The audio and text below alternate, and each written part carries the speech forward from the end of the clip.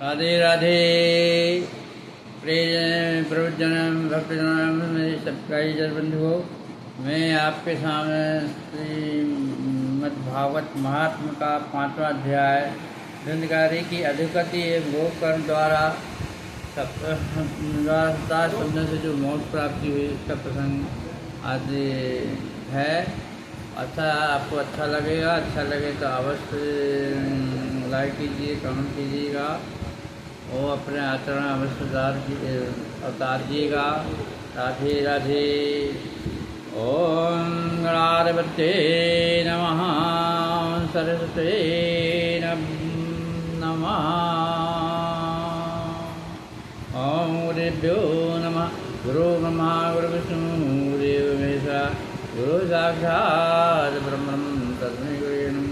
ज्ञानमूलं गुरुमदं मंत्रमूलं गुरुवक्तं गुरुपदं ज्ञानमूलं गुरुमुक्ति गुरु मा गुरु विष्णु गुरुदेवो महेश्वरः, गुरु साक्षात् ब्रह्म तस्मै गुरुवे नमः। ज्ञानमूलं गुरुपदं मंत्रमूलं गुरुमुक्तं मोक्षमूलं गुरुकृपा। ओम गुरुवे नमः। विष्णवे नमः। शिवाय नमः। नाम देवापुदेतापो नमः देतापो नमः साधं विष्णवे नमः। ओम विष्णवे नमः। विष्णवे नमः। विष्णवे नमः। ओम हरे नमः। हरे नमः। ओम नमो भगवते वासुदेवाय नमः। ओम नमो भगवते वासुदेवाय नमः। ओम सूर्य जी बोले, हे संगादिक ऋषियों, आत्मदेव के वन में चले जाने के बाद धुंधकारी ने अपनी माता को मार पीट कर कहा कि तू मुझे गढ़ा हुआ द्रव्य बतला दे, नहीं तो मैं तेरे प्राण ले लूँगा। इतना वो दुष्ट था, माँ को बहुत सताया करता था। यह सुनकर धुंधली ने उसने यह कहकर अपने प्राण बचाए कि मैं कल बतला दूंगी।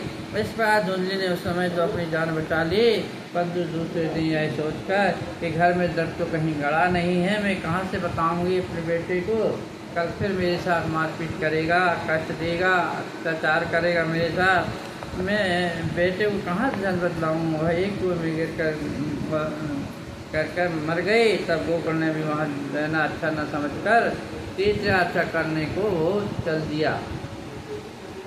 उधर गोकर्ण के चले जाने पर धुंधकारी अकेला घर पर रहकर चोरी और ठगी करके वेश्या को द्रव्य लाकर देता रहा। एक दिन वह कहीं से बहुत सारा द्रव्य चुरा लाया और उसे वेश्या को देकर वह इसके साथ सो गया।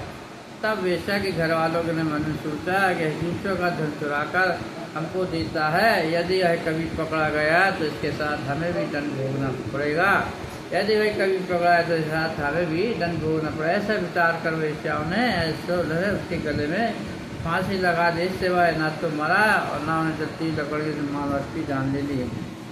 ऐसे वह नहीं मरा था, उसने क्या किया, जलती हुई लकड़ी से मार मार के उसकी जान ले लिया। उसके सांप को उसी स्थान पर एक कट्टा भूल कर गाड़ दिया। कुछ समय बाद वेश्या के पड़ोसी ने पूछा कि तुम्हारे घर में धुंधकारी दिखाई नहीं, क्यों नहीं देता है।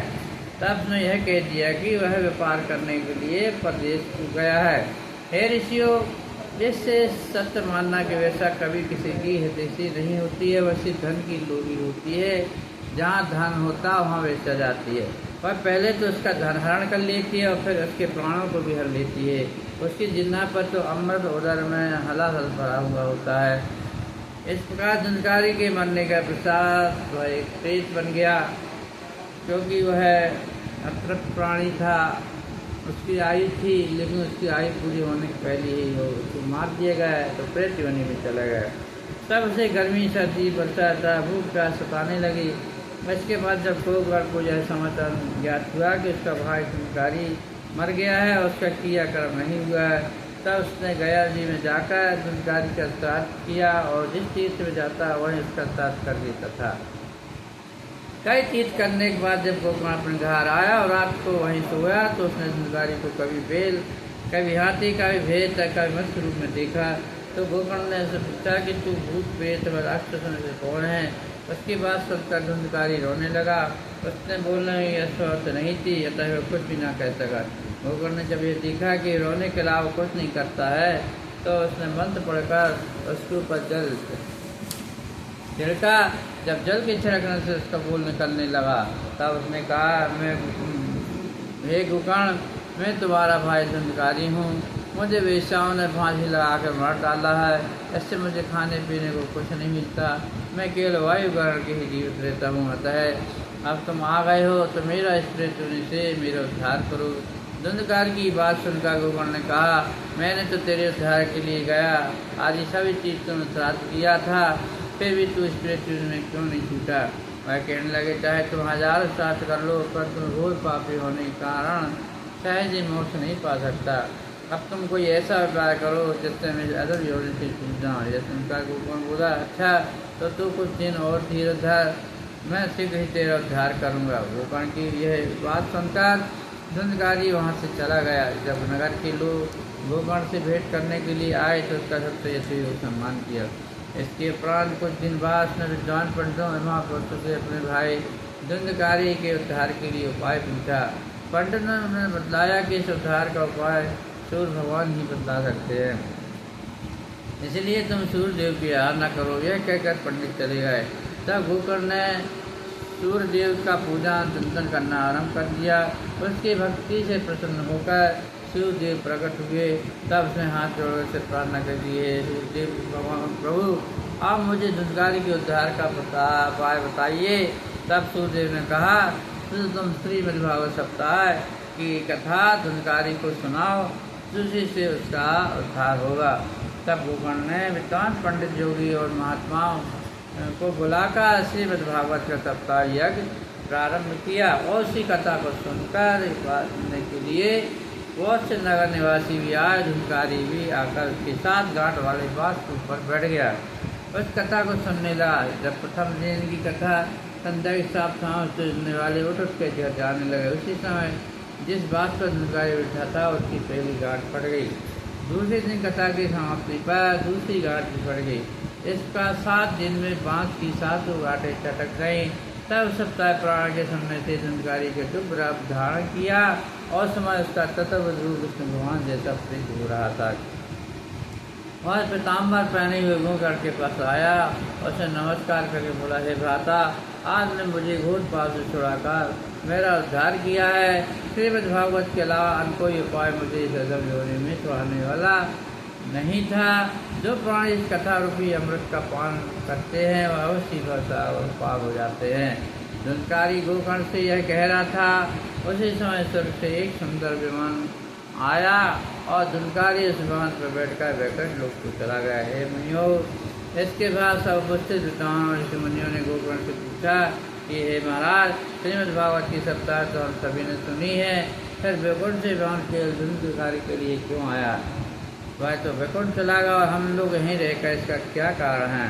गोकर्ण ने उत्तर दिया, भाइयों, इस कथा के फल में केवल यही अंतर है, जो व्यक्ति इस कथा को मन लगाकर हृदय से सुनते हैं उसे ही पूर्ण लाभ होता है, और जो लोग कथा सुनते समय मन संसारिक में लगाता है, मन स्त्री आदि मोह में लगाए रहते हैं, उसे इस कथा का फल नहीं मिलता है।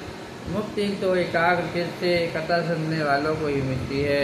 यह विषय सुनकर समस्त श्रोता लज्जित हो गए।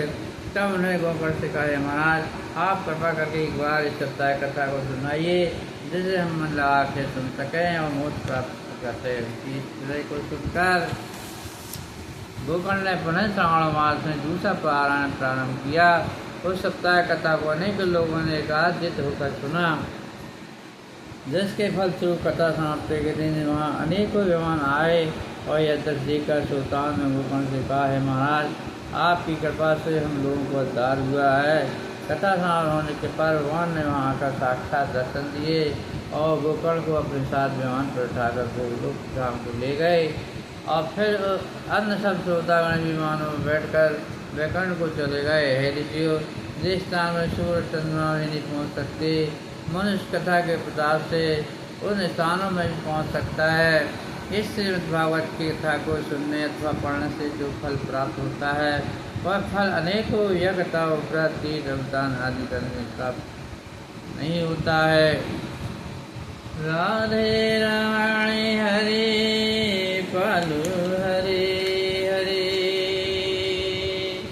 राधे राणी हरे पालु हरे हरे, राधे रमण हरे पालु हरे हरे, राधे रमण हरे गोपालु हरे हरे। जय गोविंदम जय गोपाला, भज गोविंदम भज गोपाला, भज गोविंदम भज गोपाला, गोविंदा गोपाला। भजले रे मन तुम गोपाला, भव सागर पार उतारेंगे वो, भव सागर पार उतारेंगे, भव सागर फंसी है नैया तेरी, बेड़ा पार करेंगे वो। भजले रे मन तुम गोविंदा गोपाला, भज गोविंदम भज गोपाला, भज गोविंदम भज गोपाला,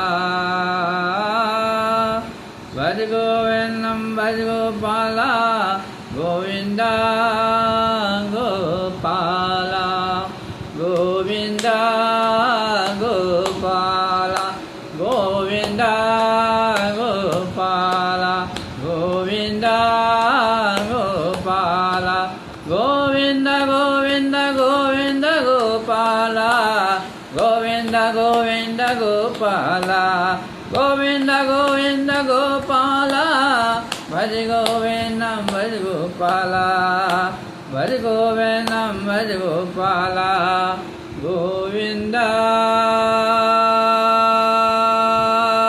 गोपाला।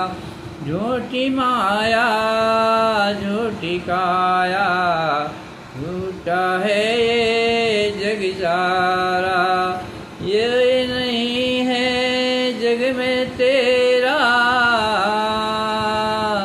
भज ले रे तुम गोविंदा, वो ही तेरा सहारा है, भज रे गोविंदा रे मन तू ही है सहारा। मन का प्रीत नहीं, मन से प्रीत नहीं तू लगाना, गोविंदा को अपने हृदय में बसाना। भव सागर पार करेंगे वो रे मन, भज ले रे गोविंदा गोपाल।